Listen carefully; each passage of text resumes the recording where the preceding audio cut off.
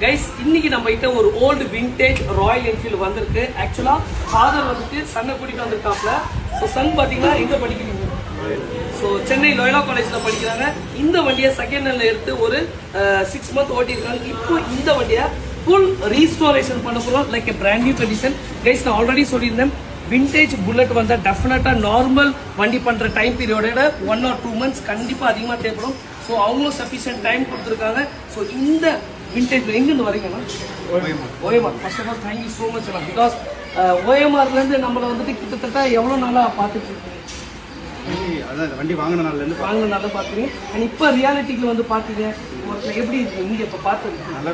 Okay guys, இன்னும் அவங்க full satisfaction எப்போ வாங்கினா இந்த வண்டியை அவங்களுக்கு பிடிச்ச மாதிரி ஒப்படைக்கும் போது definitely they will love it. So stay tuned for the biggest transformation of this beautiful piece. எந்த இயர் வண்டி?